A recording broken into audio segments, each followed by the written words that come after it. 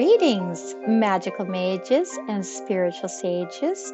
Welcome to Age of the Mage podcast. We are on episode 35. And for those of you that had so much patience with me, I gave a very long-winded introduction to what we're going to do today on episode 34. And I appreciate you listening and sticking with me and hearing my messages, because then you will understand my motives better, and I think that will help with explanations if you can have the patience to listen to some of that. We are going to start today on the angel transmissions, and as I say, I really gave a long introduction to this in the prior podcast, but very, very quickly I will say that these are coming in as downloads kind of into my brain. I don't channel, or at least I wouldn't call it channeling. I'm not aware of any being actually coming into me or speaking through me as that type of channeling experience. I would describe this much more as just information coming into my brain through maybe telepathic means, and I just type as fast as I could go to get it on paper, and then it kind of, at a certain point, I feel like I'm tiring and I feel like the connection is getting weaker. And so it does break off. It's at a certain point, it kind of fades and I'm not doing very well with it. So I kind of am in a little zone and I get this download, I call them, and the information I'm referring to as transmissions. And so the ones we're going to talk about today and in the next podcast, are very specific to angels and the questions that I personally had about angels. And I explained a lot of this prior. I have really been drawn to explore more using angelic magic and high magic than I was when I was younger. And I've had some very powerful experiences with angels in the last few years. So I think that's what's, pushing me to investigate this. And the other thing that is a good thing to know before we begin is I have my own questions about who these angels really are. And so I wanted to make sure that I am dealing with a high source, a source of light and beings of light, and before I got too deep into the work with them. So those ideas are important to know as a preface. And the other thing is that the whole recording of the transmissions and doing them so formally and sharing them, that's new to me too. So as I said on the last podcast, I'm inviting you, any of you that really feel this might be a part of the journey you'd like to take with me, please feel free. But I also want you to understand that I'm exploring it at the same time as you are. And so we are going to be learning some things together. This is definitely not something I've done before. So new steps for me too. So what happened was I opened my mind up. I was asking for information to come in about angels. And I guess I was asking for some reassurance even, because I want to know I'm working with, as I say, I'm working with the right group, and I want the most benevolent and healthy timeline for humans to unfold, as well as I want light and joy and peace in my own life and for those that are around me. And so of course I want to be careful with who I'm connecting with. And so there are some issues for me regarding the angel paradigm, angel and demon paradigm. And I just want to get these straight. And so as I ask questions about this, these are the answers coming through. So I'd like to read you some of the things they said in the first transmission. And they opened with this: "We are transmitting and wish to respond to the questions you are carrying in your heart at this time. We're aware of the angel energy that you're inquiring about. This is indeed a complex subject, and it will take numerous sessions to fully define and explain, but we're happy to offer preliminary explanations at this time in order to help you decide how you'd like to proceed with your practice." So they seem to be in tune with me. They seem to be understanding what I was asking. And they go on to say, they talked a little bit about language, and it is important to hear this part. So they said, they did talk. This is a little more personal, but it might be important for you to hear. It says, as we have stated, we have among us dear Arcturian beings who are sewn into the fabric of your soul's journey. They move as you move, and they share soul advancements with you, as brothers and sisters might. They do reside in a less dense dimension and resonate to higher frequencies than those your earthly five senses can usually detect. There are those who share their dimension who are called as, quote, angels. They share concerns with earth humans, just as your soul family does with you. They move with their counterparts, and they are sown into their respective journeys, just as your angelic family is with you. The term, quote, angel in this case refers to their calling and their function.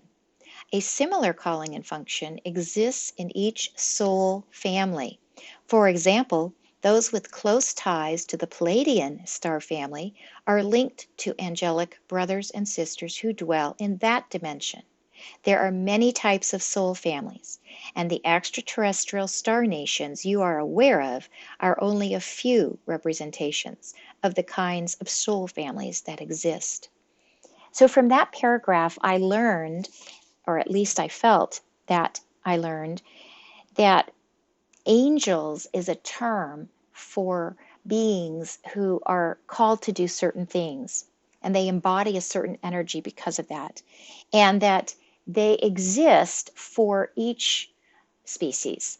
So we don't have, we may not have some of the same angels surrounding us as perhaps the Palladian star family does, or another completely, inner earth family does. Now, as this process goes on, that was my feeling at the time when I read that and got it. But as it goes on, I believe that this is true. And then also, it's kind of paradoxical, of course, because at the highest level, in some of the newest transmissions, they are describing almost an archetypal angel that exists at the highest level, that are, with the creative source. And those are they've stated that those energies that all the rest of the angels get come from that one core group. So even if we have these different sets, so to speak, of angels surrounding each species and each star family and each kind of planetary experience, evidently they are all sharing commonalities because they do get their powers and their callings from this core angelic group. All right, so that's that paragraph. Go on. There is a need, this is them speaking again, there is a need to classify things in order to understand them. And this has to do with the basic purpose of all languages. Your thoughts are restricted to those things you can identify and classify through language technology. Where words don't exist to describe something, your ability to categorize the imagery remains elusive. Those indescribable items can be difficult to use effectively in your state.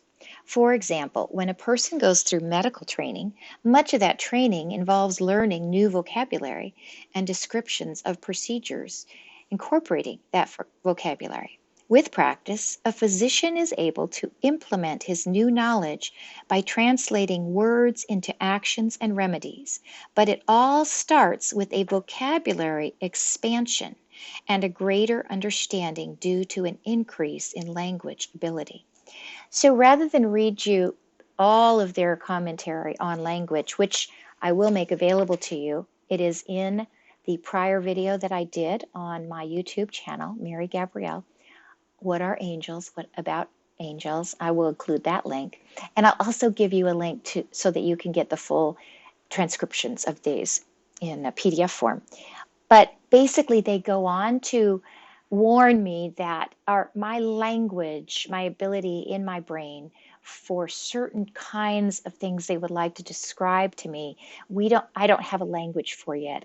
We don't have terms for, and so they are clear that there will be a gap in some of the understanding because there's no way to communicate certain ideas with me. They do say they're going to do their best and they're going to continue, to the best of their abilities to help me understand what they're trying to get across. But that they talk quite a bit about language, and it's interesting in itself. It's an interesting segue. So now we're going to go back away from some of the language discussion and go back to angels. So here's where they're talking again.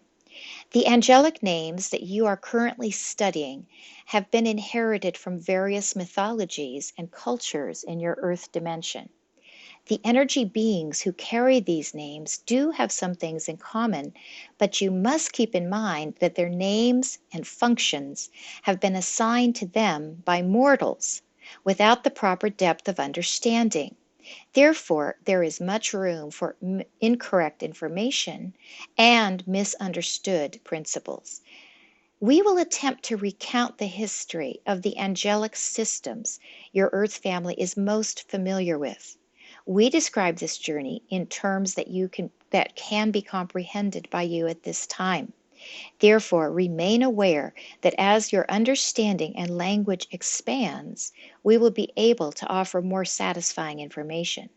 The names you are researching do indeed reflect angelic technology, but these names were assumed by those who sought to rule over the human race, beings who felt entitled to serve as your, quote, gods, as they were largely responsible for your genetic creation. All right, so what I take from those paragraphs, I was asking in my heart, in my mind, I'm literally asking them about using the names like Michael and Raphael and, whatever the angel names are that we're using, and Uriel, and these names that we tend to call on through the ritual work and even personally. And so I'm asking them, are these real beings? This is what's in my mind. This is what I'm trying to get the answer to. And so when I read these paragraphs, I do understand that they're trying to tell me that they're going to get to it, they're going to try to answer, but I have to keep in mind that we have interpreted these names. We're humans, and we have had people pass these names to us, and then we have interpreted them.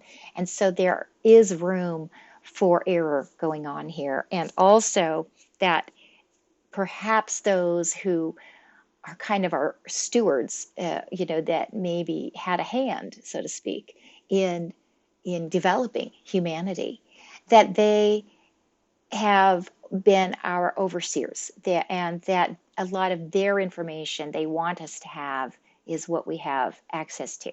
And so we have two things happening. We've got beings that are overseeing us, that are passing us information according to what they want us to know, which we know can always have some agenda perhaps associated with it. And then we're also receiving this information with a lot of blind spots. And so obviously room for error abounds here. And that is what I take from those paragraphs. Now, this is interesting because this transmission I got, gosh, it's been at least a year, I think. And I'm now opening up to receiving more of these. And the most recent transmission does clarify some of these issues, so that helps. And we're going to keep pounding away, getting clarity. That's my whole purpose here. So they go on to say, there are many levels and/or dimensions of reality. Each of these vibrates to a set of unique frequencies. As a dimension moves up the scale in frequency, the less dense it becomes. Typically, an expansion in understanding and a greater absorption of the divine language also occurs as frequencies rise. However, in some dimensions, the ability to apply such knowledge becomes very difficult. The dimension supports experiential accumulations of experiential knowledge, but offers no outlets for creation based on the new acquisition of that knowledge. So the soul must move into new sets of frequencies in order to blend the new level of knowledge with the ability to create according to that knowledge. And these dimensions we shall call, quote, middle kingdoms. They blend the advantages and the disadvantages of physicality with the laws that apply to spiritual creative powers. They serve as resting and experimental arenas that lie between the dimensions where large knowledge downloads and expansive experiences are dispensed. Let's see if I need to read you the next one first. Okay, I'm going to read you the next thing they say before I talk about it. In each dimension, specific types of soul technologies exist. These technologies build upon each other, much like lower education leads to higher education in your scholastic system. When souls move through a non-language experience, they shift their attention towards defining that experience. This shift leads them naturally towards the dimension where the frequency of and the technology therein resonates to their experience. In some cases, where the dimension is ethereal and accessible to your consciousness while in the physical body, the soul can receive the information from the resonant dimension and begin utilizing it immediately according to their free will. In other cases, the human body is not capable of synchronizing with a high enough dimension to reach the interpretations the human brain is searching for. These are the experiences that remain undefinable until a time when the soul can merge into the appropriate dimension or frequency necessary to receive the answer it seeks. The soul then continues its journey through various types of dimensions based on its desires and its readiness to proceed. So what happens in this transmission as it goes on is it discusses how a soul moves from one level to the next, and it kind of seems like, if I'm interpreting it right, that we alternate between a dimension that's more physical, where we are able to practice what we've been learning in our prior dimension of kind of more download, more knowledge based. And these more physical dimensions allow us to practice and create. And then we draw inspiration from the next level up, of course, and we use the information we have gained already in a prior level to work in this physical realm. But when we're ready, we move on, the soul moves on to a kind of a journey into another whole process of receiving information. And in those realms, they're less dense and they're more about learning and absorbing and, osmosis, the soul just incorporating more and more knowledge.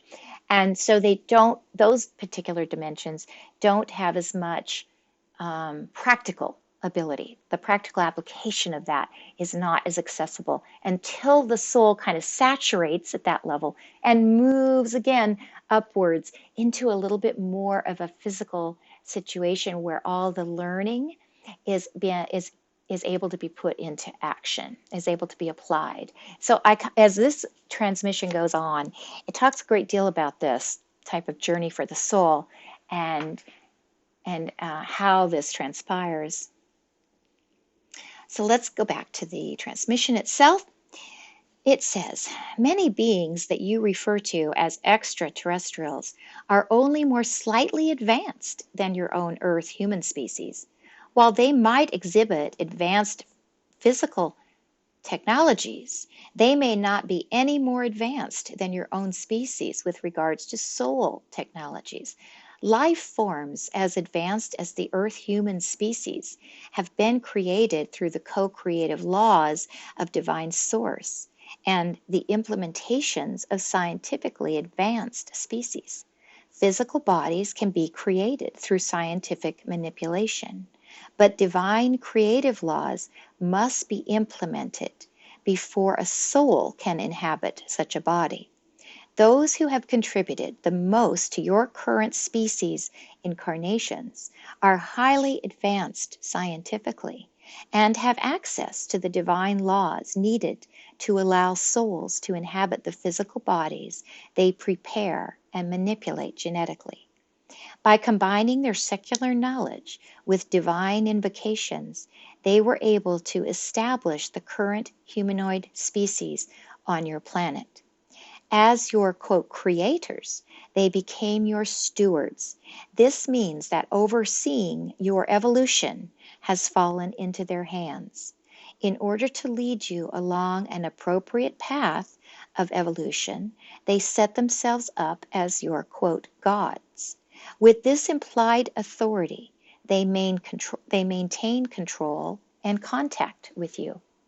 So this information fits for me with a lot of the stories that you read in the old ancient texts, like the Sumerian texts that talk about the Anunnaki, or the books of Enoch, or even some references in the Bible, because you get this kind of group of beings, and you get the references to these angels and them, the rebellion in the heavens, and the punishment that they underwent after they left heaven, and the casting down, and these types of stories and mythologies would fit, in my mind, they would fit with an overall perspective of an advanced race, helping in our creation, but not yet perfected to the point where they are free of these kind of personality flaws and maybe power struggles and things. So to me, this explanation fits, but it also it can get concerning, can't it? Because we already have ideas about how we see angels. And so if we have to shift those ideas, it's not always comfortable. But I will say, as the transmissions keep coming in, I'm being able to personally feel more comfortable as I go on, because there is definite information coming in that, again, there is this source for all angels, this very, very high source. And those are not as that core group of the archetypal angels that are in the presence of the greatest, most highest creator and creative source. They no longer exhibit a lot of these failings and rebellions and things like this. And so for me, I'm beginning to reconcile these different parts and different stories I hear, and still have a very, very high regard for the angelic realm. And I hope that will be the case for you as we keep going through this exploration. So let me read a little bit more, and then we'll stop for today, and I'll just keep continuing with this through the next few podcasts to help us, those of us that have an interest, to see what comes of these transmissions. Okay. So they continue, and they say, as a whole, they are more advanced. Now, they're referring again to our creators. As a whole, they are more advanced than your current species. However, they are on the same path of evolution as your own species. They are still affected by low frequencies and egotism. They are a creative alliance that is composed of members from several soul families. We have those among us who are called as members of that same alliance. So I guess I'm speaking to a group that has some members, a collective group that has some members that overlap and come from our creative alliance. All right, continuing. It is universal and galactic in nature, and it is currently in a, quote, middle kingdom state of existence, meaning that the alliance has extensive knowledge and can currently experiment with that knowledge in physical and semi-physical dimensions. Members of that alliance, along with entire soul families, will proceed into a higher dimensional frequency where new downloads of information will be added to their collective and individual knowledge receptacles when they are ready to merge into such a dimension. So they're going to explain middle kingdoms a little bit better again. It goes on. Middle kingdoms exist between physical interplay and spiritual expansion. Therefore, souls existing in such kingdoms can access both types of experience and knowledge. Your current earth is in such a state, just at a lower level than the above mentioned alliance. There is a principle you know as, quote, as above, so below. This applies to this point in our discussion. Just as you access spiritual principles that you learn about, such as prayer, sound technology, or manifestation techniques, so do the members of this alliance have access to spiritual principles above their current state. And just as you are able to produce material evidence of your accumulated knowledge, so do the members of the previously mentioned alliance practice the skills that result from their studies. So to me, this was logical. This made some sense because, like, if we learn from our scientists, for example, how to manufacture a battery or produce a computer, we do that. We turn around and use that knowledge. We go ahead and put it into a very physical, practical application. So these paragraphs were telling me that our creators are above us in knowledge, and they have access to an even higher dimension with that next download of knowledge available to them than we might have at our point in time as a collective. Some of us can reach those, of course, as individuals, but this is more speaking as the human race as a collective. And so to me, it just says that this kind of principle just keeps existing. It exists there in other realms just as it does here for us, and that it's a process. It's a process of expanding, learning, downloading, and then using, practicing, experimenting.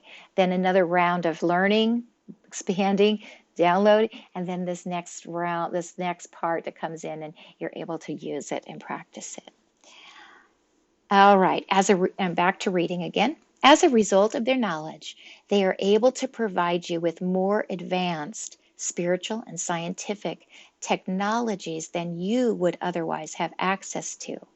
One of the technologies they have shared with you is the one we shall call, quote, angelic technology, and it is based on spiritual truths originating from a, quote, high kingdom. All right, so I'll read this a little bit about high kingdoms, and then we'll close for today. Quote, high kingdoms are those dimensions that dispense knowledge and experience through the transference of light frequencies and vibrations of divine love. These kingdoms are leveled according to resonance, just as we have described in the case of the middle kingdoms. During a soul's stay in a high kingdom, it is not possible to replicate or create the acquired knowledge in any physical sense. It is a state of high awareness and expansion that will eventually lead to the soul's desire to put the new knowledge into practice. And at that point, the soul will emerge into a new and higher middle kingdom where the soul can then create according to the new expansion of knowledge. All right, I'm going to stop with the transmission there for today, and I'm going to pick right up from where I've left off for the next podcast. So we'll get all the way through that first transmission together and discuss a little bit about it. But so yeah, give some thought to these things, please, and contribute ideas if you have any at all. Please feel free.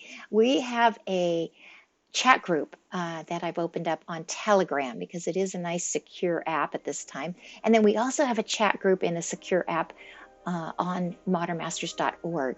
And either one of those places is a good place to have discussions because they have encryption and things like that. So you can feel more assured that your comments are being guarded and being kept private. So please let this sink in, see how you feel about it. We're going to continue. There's lots more information coming, and I'm going to keep at them because my curiosity is really pushing me to figure this out as much as I can. I know that there's restrictions that keep us, the veils of things that, and our perceptions and all the things we can absorb can prevent us from seeing the full picture, of course. But I'm just driven to get this as figured out as I can. So I appreciate you joining me once again, and I'm going to be back shortly, but I will say bye for now.